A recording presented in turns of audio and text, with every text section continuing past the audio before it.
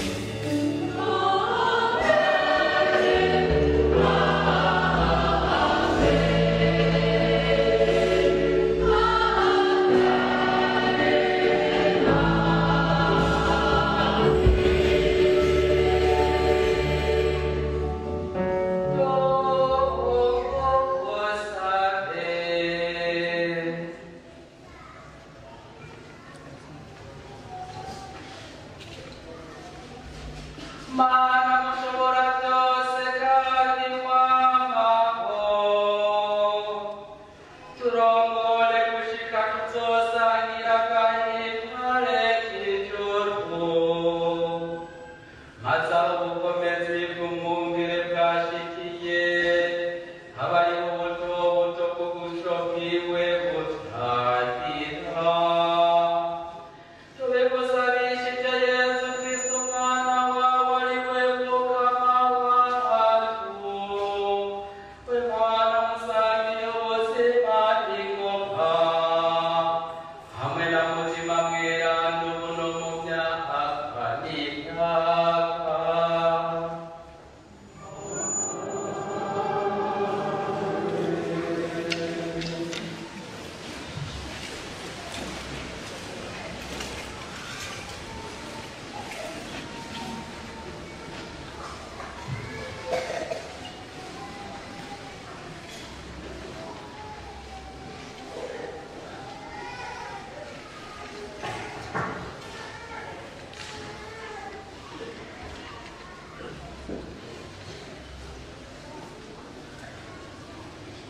ibyo dusoma mu gitabo cy'ibikorwa by'abatumwa.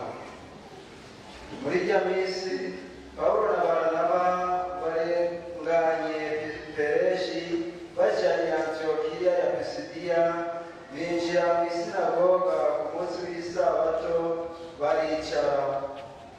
Bavuyeyo mu ikoraniro abayahudi benshi n'abinjiye mu idini ryabo basenga Imana barakurikira Pawulo na Baranaba, nabo barabaganirira babahanura ngo bazigame ingabirano y'Imana.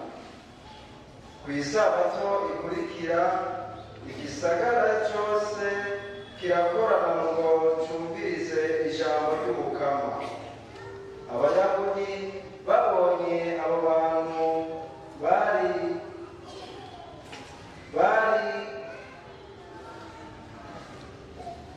bari bakoranye babyura ishari, bahinyuza Pawulo mu byo bavuga batyoza Imana. Pawulo na Baranaba barashyira mu makenga bababwira bati, ni mwebwe mwategerezwa gushikirizwa ijambo ry'Imana bwa mbere, ariko ko mujyase mukerekana mwebwe nyine ko mudakwiye ubuzima budahera, reka tubyishikirize abanyamahanga. Nkako niko Umukama yadutegereje ngo nakugenye ngo ubere umuco amakungu, kugira ngo urukiza rushike ku mpera z'isi. Abanyamahanga bumvise ayo majambo baranezerwa, barinahaza ijambo ry'Umukama. Abari baragenewe ubuzima budahera bose baca baremera, nayo ijambo ry'Imana rikwira intara yose. Ariko abagore b'icyubahiro bakunda Imana n'abakuru b'igisagara bohejwe n'Abayuda bagirira nabi Pawulo na Baranaba, barabirukana babakura mu ntara yabo. Pawulo na Baranaba babakumurira ko inkungugu yabo yari ku birenge byabo, bigira muri Ikoniya. Abigishwa nabo bari buzuye akanyamuneza na mutima mweranda. Iryo ni ijambo ry'Umukama.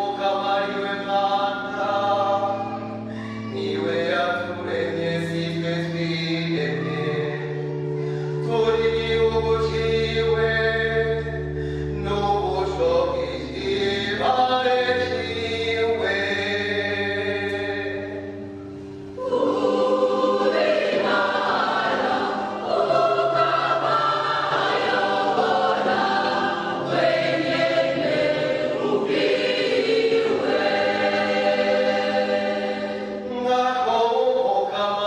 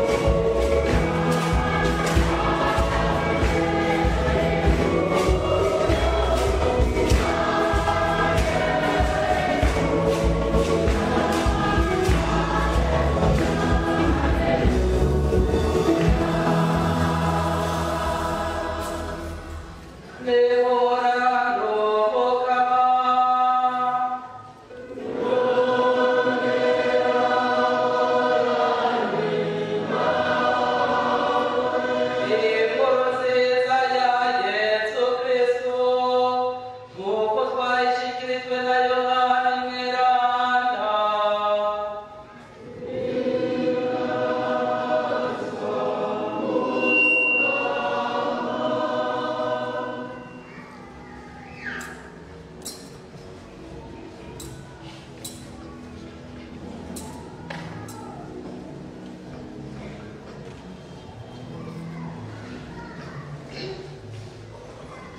Muri irya minsi Yesu yakoze ati, intama zanje zirumviriza ijwi ryanje, kandi ndazizi byongeye zirankurikira. Ndaziha ubuzima budahera, ntizizokwigera zipfa, bisubiye nta n'uzozinkura mu minwe. Data yazimpaye aruta bose, kandi ntawe ushobora kuzikura mu minwe ya Data. Jewe na Data turumwe. Dushemeze ijambo ry'Imana.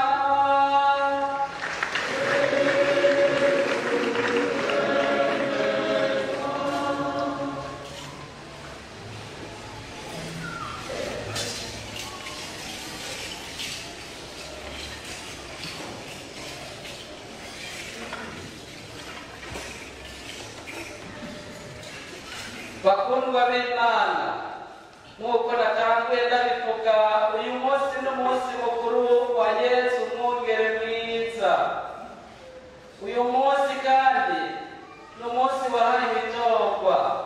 Nico gituma amaparuwase yose agize diyoseze nkuru ya Bujumbura, wa mugwi w'itorwa usanzwe uriho, urwaruka rwabo n'abavyeyi bashigikiye itorwa bahuriye muri paruwase ya Muramvya iri muri vikare ya Muramvya kugira ngo bige uno munsi wahariwe itorwa, uno munsi mukuru wa Yesu umwungere mwiza.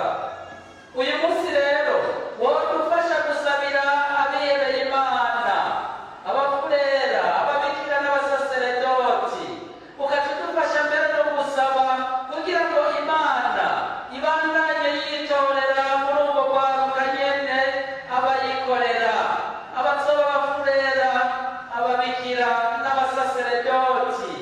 Abasaseredoti botwigisha neza, bakatwigisha ivy'Imana, ivy'umukama. Abasaseredoti botutagatifuza bikwiye, kandi bakatuyobora batwerekeza mu nzira y'amahoro, inzira idushikana ku buhirwe budahera. Nimumwongere rero tuzirikane bino bisomwa twumvise uno munsi. Duhere ku gisomwa ca mbere, twakuye mu gitabo cy'ibikorwa by'abatumwa. Twumvise ko abatumwa na cane cane Pawulo na Baranaba bashikanye inkuru nziza hose, na cane cane mu bapagani bahereye i Antiyokiya ya Pisidiya. Kubera ko abatumwa bari batorewe iryo banga, bigisha nk'ababikwiye, bari batowe n'Imana, kandi bari barose mutima mweranda. Nico gituma abo bigishije baca bemera, bakabakurikira, bakaguma bumviriza ivyo vyiza vy'umukama. Kandi n'abandi muri bari bakiguma imuhira baguma baza kugira ngo bashobore guhimbariza hamwe isabato y'umukama, bakaza kumviriza ijambo ry'Imana, ijambo ry'ubuzima. Ariko kandi burya naho nyene bigisha neza, bakigisha ivy'Imana, kandi abantu bakemera, bahwanye neza bo ntibabura. Twumvise ko Abayahudi ivyo vyiza bazaniwe n'abatumwa ntibavyakiriye, mbere kubona bariko bigisha neza abantu bakemera, bibavyuriye ishari, batanguye gutukagura abatumwa mbere no kubahama. Gutyo urukiza bari bateguriwe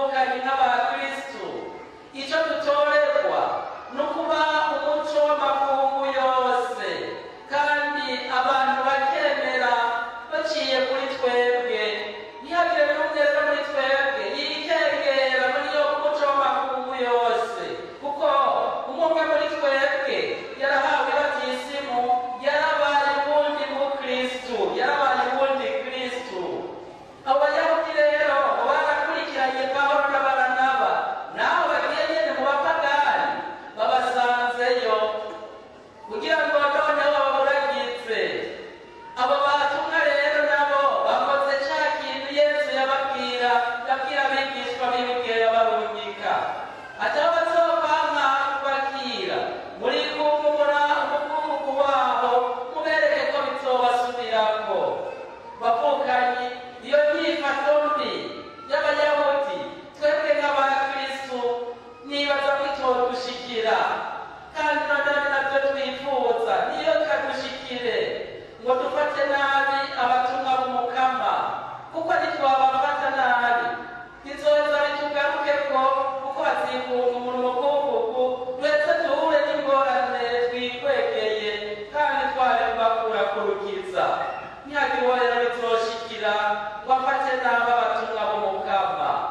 Eka noneho nk'uko izaburi bivutse, twebwe turi n'ab'umukama wenyene ayobora ubwiwe, turi abatowe n'umukama, turi abantu bakundwa n'Imana, turi intama zo mu busho bwiwe. Tuzirikanye neza rero iteka twatewe ryo kuba abana b'Imana, tukaba abakristu. N'aya majambo y'izaburi tubwiye bica bidufasha kumva ko twogira akanyamuneza k'imyaka yose, kuko turi mubo Kristu yacunguye agakunda, mbere agatagatifuza, mbere akaturokora no kubw'amaraso yiwe yasheshe. Izo kanzo nazo twumvise bari bambaye mu gisomwa ca kabiri, ni tubigereranye na ka gahuzu k'ubugeni, ka gahuzu keraje twambikwa cagiye twarambye batisimu. Nabo abaririmbyi baradufashije kandi baba badufasha kukazirikana neza, kuko turirimbira ka karirimbo karyoshe cane katwibutsa icako gahuzu gasigura, igihe baturirimbira bati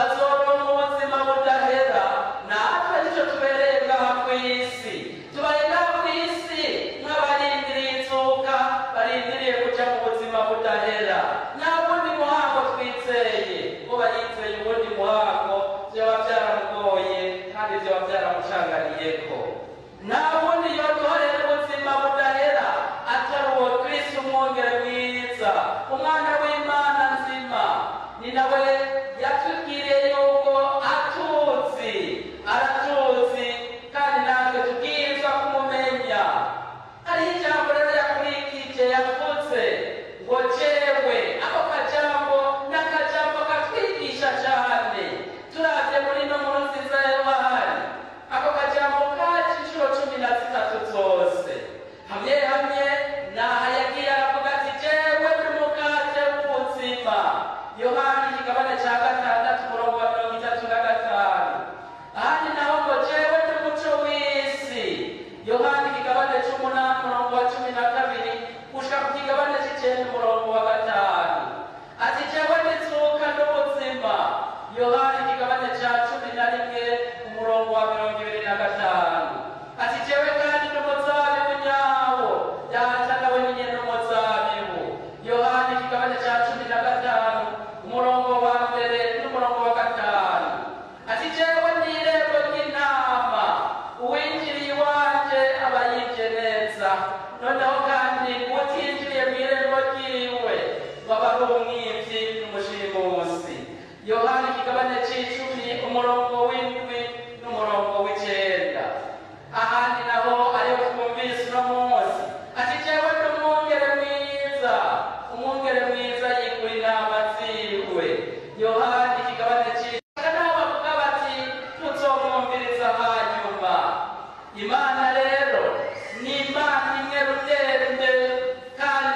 imwe itegerezwa kuducungura, yarungitse umwana wayo w'ikinege Yesu Kristo kugira ngo atukize.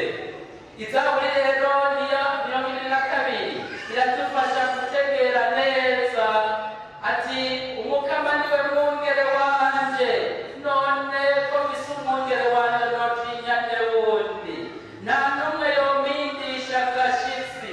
Kandi burya umwungere mwiza aramenya intama ziwe, iyo amenya intama ziwe iyigwaye araheza akayivura akayikanda gushigikire.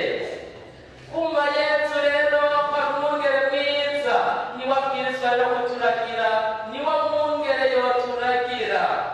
Muri ino nkuru nziza rero kandi twumvise amavuga atatu yakurikije yavuze kandi afise icyo adusigurira.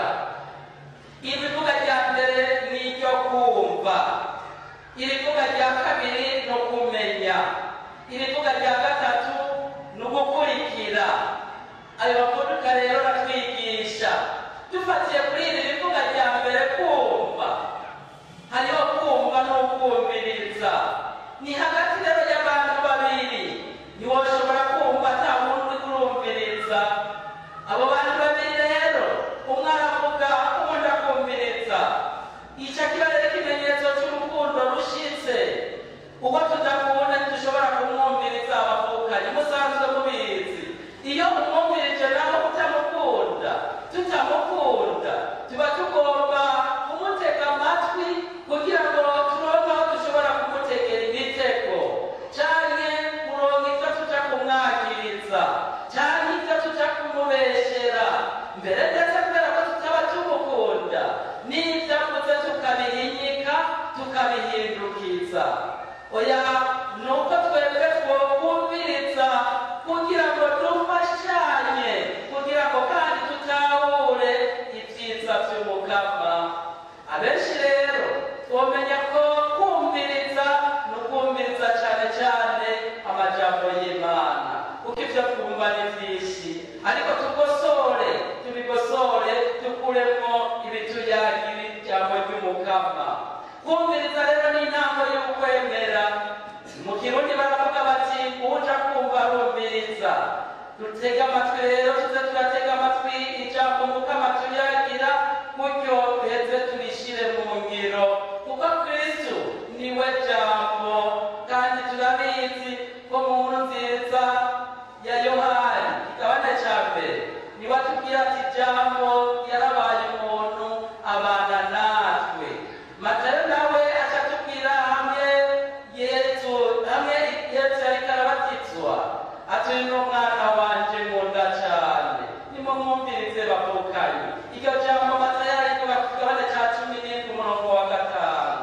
Kumva rero ni vyiza bivanye n'ivyo uriko urumviriza.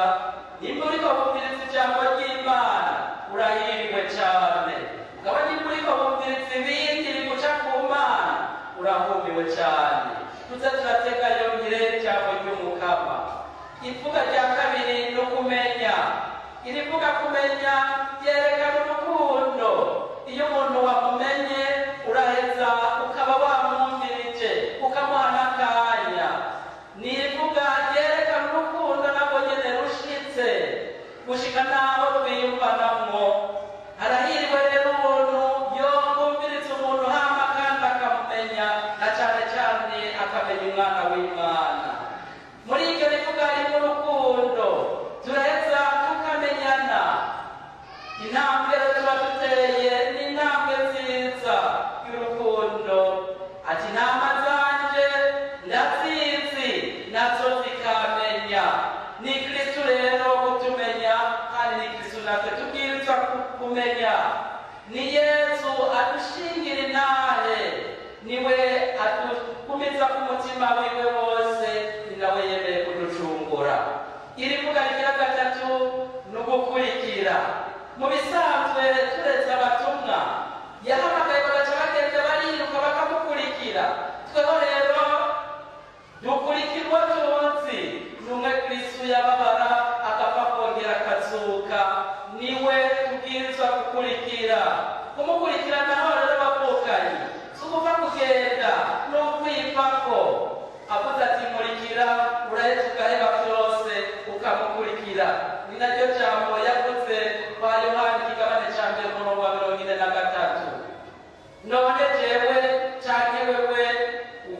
dukurikirane uwo twumvise cyangwa uwo twamenye cyane dukurikirane.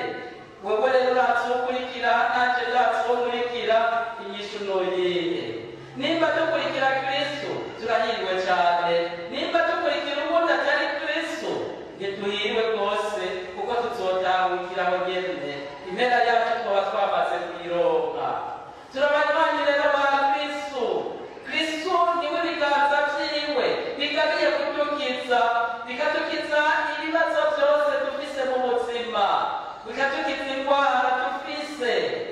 Kudukiza ivyo biganza vyiwe turabizi, ni bimwe vyakiza Petero igihe yagendera ku mazi ahayanika. Natwe iyo turiko turanyikishwa n'ibisebuzi vyacu mu buzima vyaduteye, nta wundi twotabaza atari uwo Kristo. Araheza akarambura ibiganza vyiwe akadukiza. Ibiganza vyiwe rero ni vya biganza yatambura ku munsi wa kane mweranda, akakira umukate akawuduhereza wahindutse umubiri wiwe, akakira umuvinyu akawuduhereza wahindutse amaraso yiwe. Turi mu biganza vya Kristo, ni naco gituma turi mu biganza vya Kristo na data araheza akaca twakiriza yombi, kuko yavyivugiye ati bene data bagize umwe bari umwe. Ati kandi turi mu biganza vya data, nta n'uzodukura mu minwe ya data. Nico twokwishimira rero bavukanye. Iki gihe rero nico kwisubirako rimwe na rimwe, kuko Kristo yarazutse, umwe Alufa umwe Omega, umwe itanguriro n'iherezo. Nguwo yarazutse n'umuco wiwe uradusaga. Nico gitumira itara rya Pasika riguma ngaha. Niwe mwongerero mwiza, umwongere yikura intama ziwe. Niyo hagize n'imwe itakara, aremera agasiga zimwe 99 agakurikira imwe yatakaye, kugira ngo ayitore. Ayitoye akayitera ku bitugu, agaheza agakima akarinahaza Imana, maze kandi n'iyo ntama igaca isubira muri bwa busho bwiwe. Twisabire rero kuguma mu busho bw'Umukama, ntituze turaca dutora tutahanya dusubira ngaha, twigenze uko dushatse, twigenze nk'abamenye Imana, twigenze nk'abamenye Kristo, maze Kristo nawe tumaze kwigenza nk'abamumenye, umuco wiwe uca muri twebwe wakirane, tuberukiza abandi bene wacu, maze abatubonye bakabona n'ibikorwa vyiza dukora, baheze baninaze data wo mw'ijuru. Amen.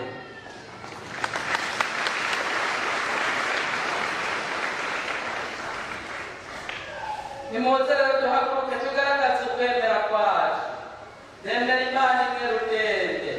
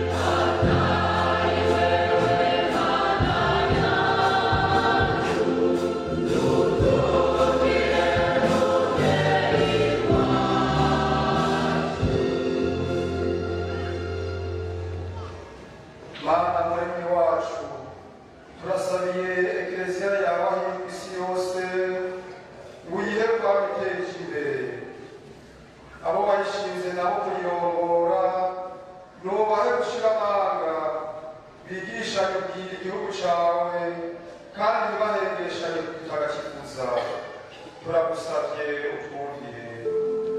Thank you.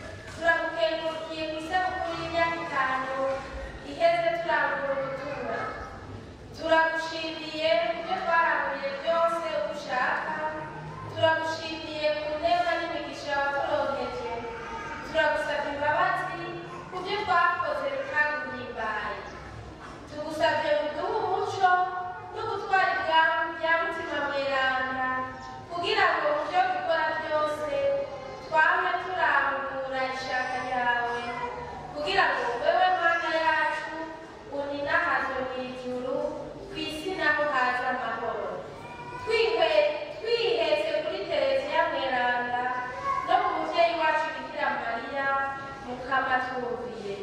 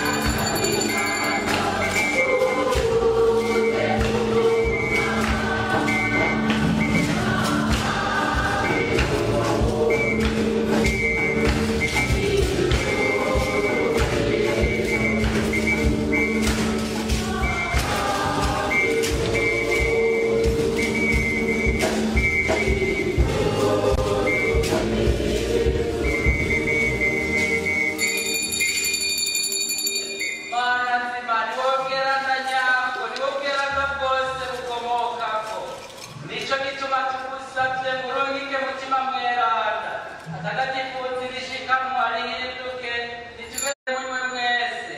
Iyi ni ikarisi y'amaraso yanje, amaraso y'isezerano rishasha kandi rizokwamaho, aza guseswa ku bwanyu no ku bwa benshi abakizi b'icumuro. Ibyo murabigire munyibuka.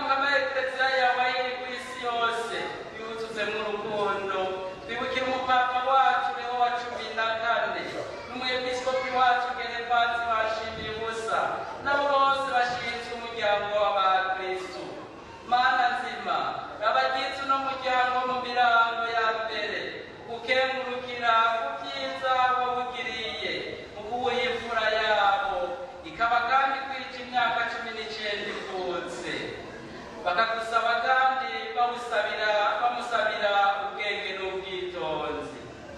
Ndabagiza rero uno mubano w'abakozi ba leta n'abikorera ibyabo wo kuri ino paruwasi, ko wari bashimye kwitirirwa umweranda Yozefu ubwo mutagatifuza uriko urahimbaza imyaka 13 maze gukoranira hamwe kugira uyange ibyiza byawe Mukama.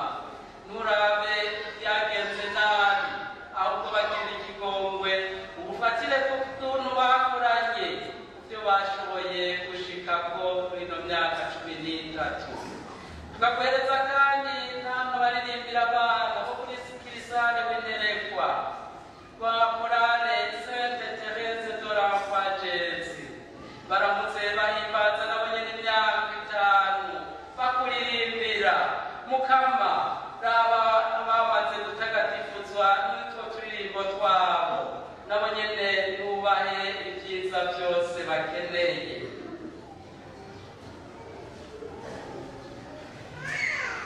Turakuhereje aba bamaze kurenguka: Desire William Irunga, Gustave Muyugi, Esperance Tuyaga, Mathias Barambona, Melchior Fatavyanga, Delphina Nyiranyibagira wahamagaye ko bari baremeye kubatizwa bakishushanya batwe n'umwana wawe yadupfiriye. Nubatabare basangire n'inzuka. Yuka kandi bene wacu bamaze kurenguka bakitavye bizigiye kuzuka. Urabo harimwo ababa muri uwo mubano, harimwo ababaye muri iyo korale, eka n'abandi bose bamaze kurenguka imbere yawe, na cane cane imitima icishura mw'ipurgatori, bagira iwawe bame mu muco w'ubunazwa bwawe. Na twebwe turitakambiye twese tuze dusangire nawe ubuzima budahera, twame tubuninaza turi kumwe na Mariya muhimbazwe nyina w'Imana n'abatumwa n'aberanda bose baciye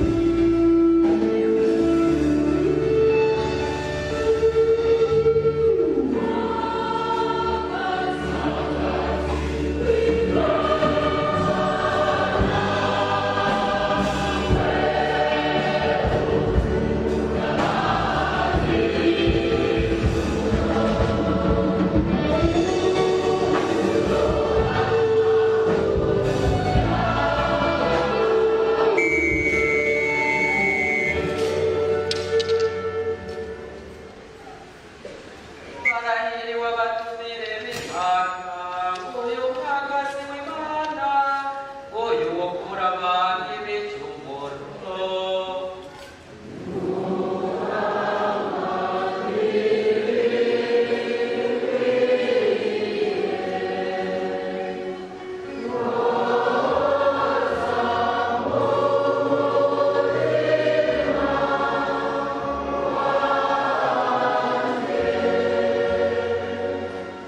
Amen.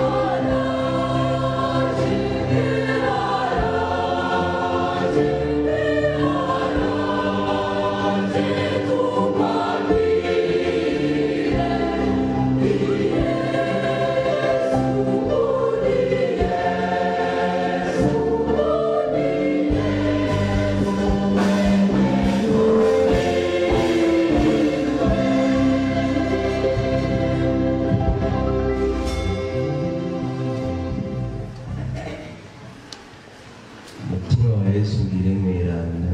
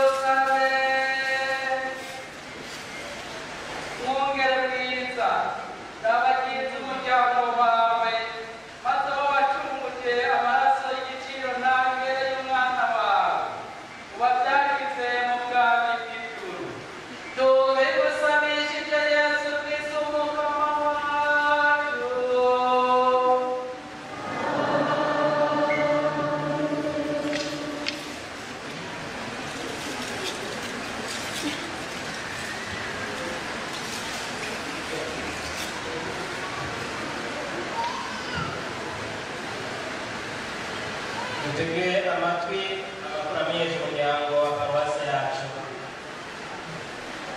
Duhere kuri abavukanye basaba umunezero wo kubaka Kristo. Adelpha Munezero wo mu mirango muri paruwasi Kamenge yifuza kubakana na Clarisse Nitanga wo muri Taba paruwasi ya Jean Baptiste. Uyu munsi duhimbaza umunsi w'umukama wa kane wa Pasika mwaka C, umunsi mukuru wa Yezu umwungere mwiza. Mu ntumbero yo guhimbaza umunsi mukuru wahariwe ingo n'imiryango igenekerezo rya 27 mu Kakaro, paruwasi Kamenge iramenyesha abakristu bose ko yabateguriye indwi yahariwe kumenyesha inkuru nziza. Iyo ndwi izotangura ku igenekerezo rya 23 ukwezi kw'indwi isoze ku igenekerezo rya 27 mu mwuka y'imisa izotangura saa 5. Biramenyesheje kare kugira ngo mube muritegurira urwo rubanza, kuko azoba ari akaryo ko kwiginana ko gushimira Imana ku byiza yari yatugiriye mu miryango yacu. Ku munsi wa kabiri hazoba inama y'abakukuruke bo muri zone Kamenge isaha 3 zo mu gitondo mu kigo cya paruwasi. Paruwasi Kamenge yatumye abavakare n'abavakazi mu nyigisho yabateguriye ku munsi wa kane igenekerezo rya 15 Rusaba isaha 11 z'umugoroba mu kigo cya paruwasi. Komite y'abatambiramana n'intore ku rwego rwa paruwasi iratumiye abakuru n'ivyegera b'imigwi y'abatambiramana n'intore ku mashuri yose mu nama izobahuza ku munsi wa gatandatu isaha 8:30. Iyo nama izobera ku ishure rya Gatunguru. Ku munsi w'Imana uza hazoba inyigisho ku bahagarikizi n'abavyeyi b'abariko baritegurira isakramentu y'ukuza muri mutima mweranda. Iyo nama izoba misa ya kabiri isohotse mu nyubakwa yitiriwe Umweranda Xavier Mweranda iri mu kigo cya paruwasi. N'abo ku mashure bose bazoza kuri paruwasi. Abazotegura ingoro y'Imana ejo ku munsi wa mbere mu mubano wa Yosefu Mweranda, ku munsi wa